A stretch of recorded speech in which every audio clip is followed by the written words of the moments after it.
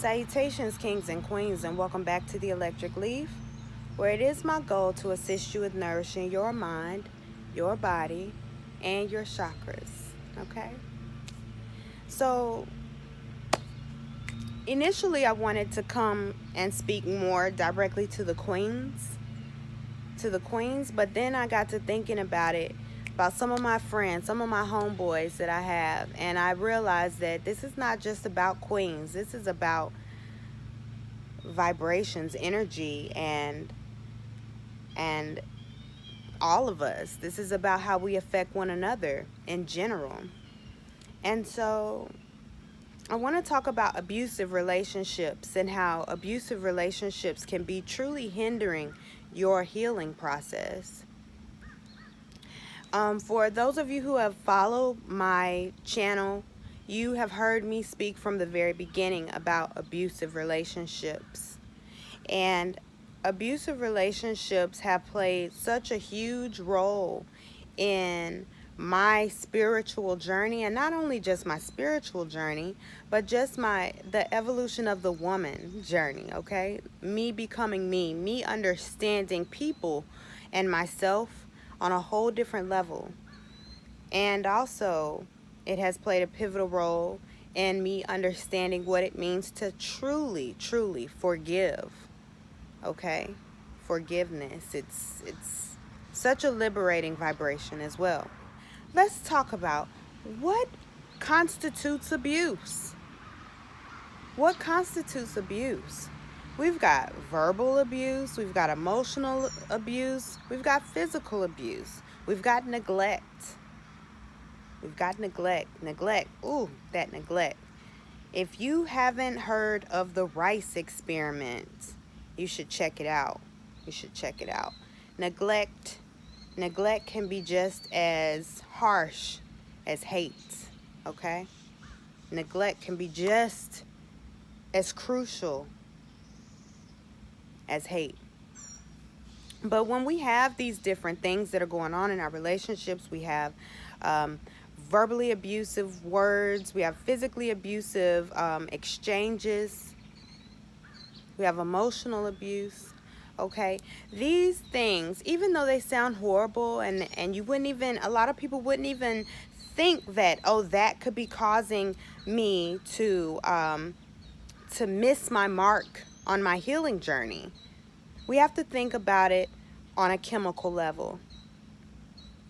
Okay, now when your body undergoes stress, and I'm not just talking about like, oh, I'm stressed out at work. Some stress is good stress, because some stress lets you know that you have deadlines, you have things that you need to do so that you can continuously make progress in a timely fashion. But when you are under stress, like fearing for your life on a regular basis, it stresses out the adrenals. The adrenal glands are the glands that produce our fight or flight hormones. The adrenal glands, they sit about right here on top of the kidneys, little hats for the kidneys, I guess, and they are connected to our root chakra. Our root chakra is all about safety and well-being and belonging and understanding our place in the world, okay? So when our adrenal glands kick in, they're telling us to either run or fight. They're letting us know that something is wrong. The flesh does not lie. So there came a time, I'll just tell you a little bit about my journey. There was a time when I was in a relationship with a very narcissistic guy. He was power tripping, okay? He was very powerful in our community. He put on such a great persona to the world that he was loving and that he cared about kids and that he cared about our community. But behind closed doors, this man was evil to me. But I could always see that there was something there that was loving. I could always see his inner child.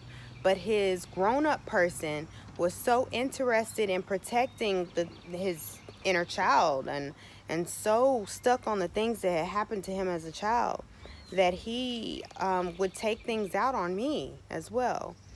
Every day my adrenals would run. Every day I would go into fight or flight, every single day.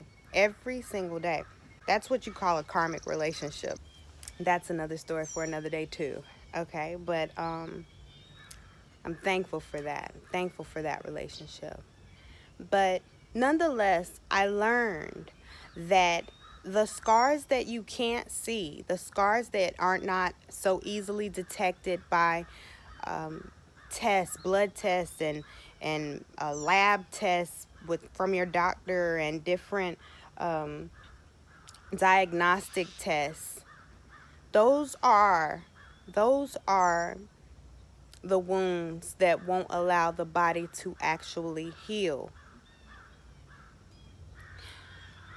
When your adrenals are constantly running, or if that might be the issue that you're going through, the adrenal glands running, or your thoughts, the foundation of anything that you do is your mind. Hermetic principle number 1 is mentalism. So if you've come to the space where you can't even think clearly, or you're constantly worried about, oh, I wonder what so-and-so is going to do when they get home. Am I going to get my ass whooped tonight? Am I going to have to fight tonight? I hope that the food is right. You're not going to be able to heal, because when you're healing is a holistic thing. Okay? Healing is a holistic thing. It's not just about your food. It's not just about your water. It's not just about your medicine, your doctor. It is about you. Whether or not you heal is going to come from you. Your healing starts within you. Just like me, I consider myself a healer, but only by guidance and example.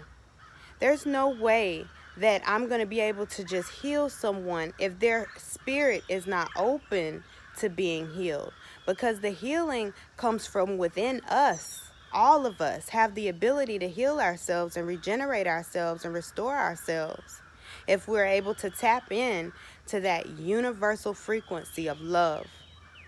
And it's so difficult to tap into that universal frequency of love if our chi is pouring out of us like a bottomless bucket, because we have our focus being given away to something that is outside of ourselves. I apologize to all of you out there who are on a journey right now of abuse. Abuse, he doesn't have to hit you. She doesn't have to hit you for it to be abuse. It could be that you know you're in an abusive relationship when you get a text message and you don't want it to be your lover, because you're, oh my gosh, what are they saying? What are they sending me now? What are they talking about now? You know that you're in an abusive relationship when you fear making a mistake. You know you're in an abusive relationship when you worry more about what could possibly happen to you than what could possibly happen to you. It's a difference. You see that? You know you're in an abusive relationship when you don't want to go home, when you're afraid to go home, when you don't want to answer the phone for anybody because you know they're going to know that something's wrong with you, when you detach from your family and your friends and everything that's right. You know you're in an abusive relationship when you're not allowed to do things that help you become a better person. When I was in that abusive relationship, I used to like to play the piano when I was young, and I started to try to play the piano again. And every time he would know that I was playing the piano, he would always give me a hard time about it. Every time I would put on makeup, he would give me a hard time about it.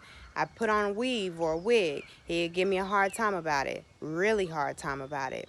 Every time I wanted to look cute, he would give me a hard time about it, okay? A hard time. And I know that there are women and men out there who are experiencing being in abusive relationships that don't serve your highest good. But the flip side of it is that it can serve your highest good if you are able to supersede your nature and change your perspective and save yourself. Tap into your higher self and save yourself. For me, my spirit guides got involved in a very physical way. It was unreal. Unreal. I would love to share it with y'all one day, if that's something that you're interested in. But yes. Yes. For my light workers out there who are on a healing journey, before you diagnose yourself as being depressed, being sick, unable to heal, less than what you think you are, you need to check the person that you are sharing your bed with. And you need to check the people that are in your inner circle. Who are your friends? Are you seeing a true reflection of your own identity and what you're capable of? Are you seeing the best parts of yourself? Because we only see ourselves, remember? If you haven't seen that video, the one person that you will never see, please check that video out. Because you've got to be able to reflect honestly with the people who are closest to you. You've got to be able to see yourself clearly in your relationships. And you've got to be comfortable enough to be yourself, to reflect, to give off your honest vibrations so that you can see the way that you show up in the world in an honest way. Okay? And let us not forget about STDs, spiritually, sexually transmitted demons. What type of energy does that person have? What does that other person value? Because a lot of times what is happening is that person doesn't know how to value themselves. That energy is passed back and forth during the worshiping act of sex. And then before you know it, you have made a soul tie with a person that doesn't love themselves. And now you're wondering why your energy is off, why you can't heal, why you can't think positive thoughts, why you're not able to connect with the Most High, why life doesn't feel as fulfilling to you, and why you can't seem to see your future. That's another key of knowing that you're in an abusive relationship. You can't see your future with that person. So that's just some food for thought. That's just some food for thought. If you are in an abusive relationship, and you can't heal, maybe you are ready to end a karmic cycle.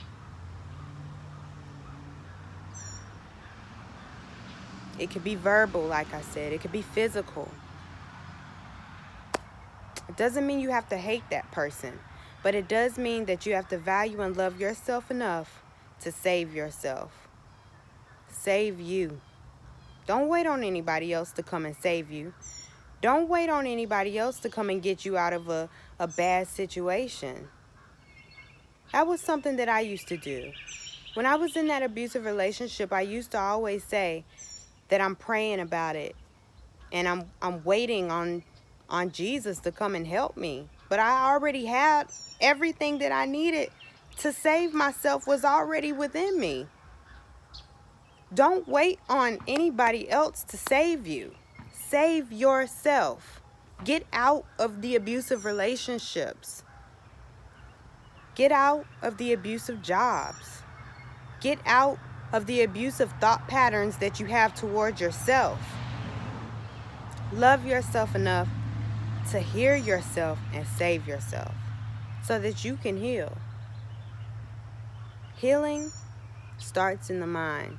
Dis-ease starts in the mind. I pray that whoever this message is for, that you're receiving it.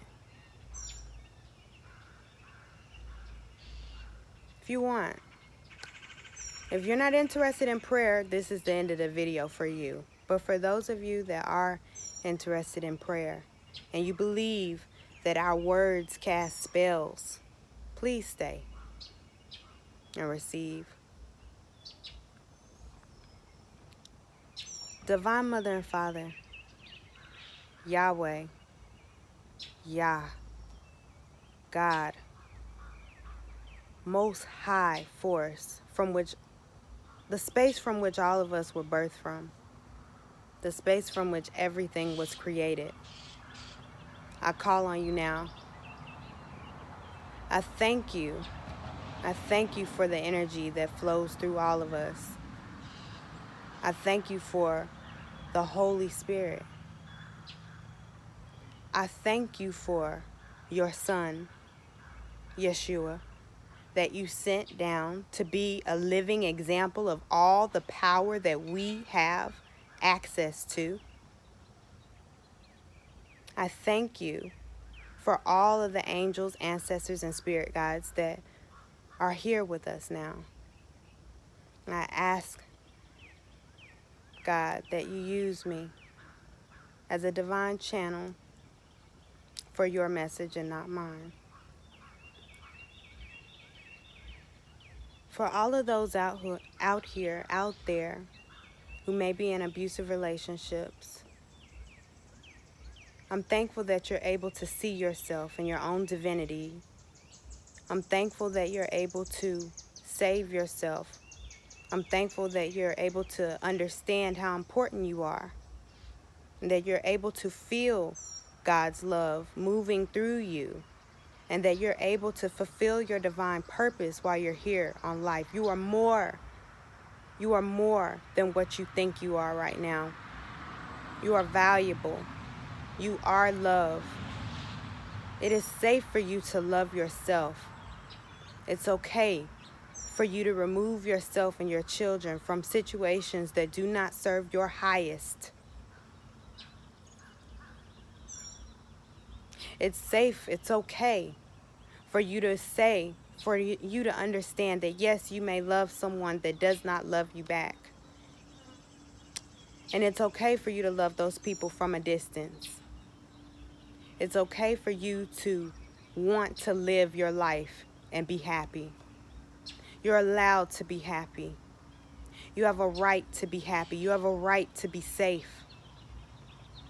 You have the right to feel secure in your own skin.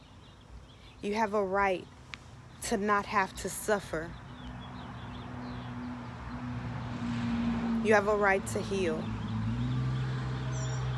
You have dominion.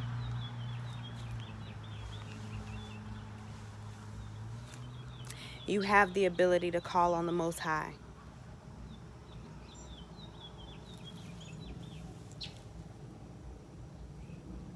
You are loved. You are loved.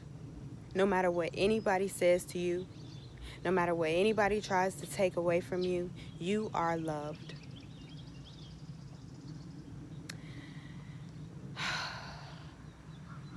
You are powerful. You are freedom. You are free. I stand and agree with you. All these beautiful things, I agree with you. Wherever two or more are joined together in agreement, the Holy Spirit will be present. So I agree with you. I agree with you. So it is. Giving thanks and honor to the Most High. I'm going to leave you all with that. Until next time, family, continue to vibrate love of self first. Okay? This is the continuous, ever-flowing fountain. Okay? And vibrate well.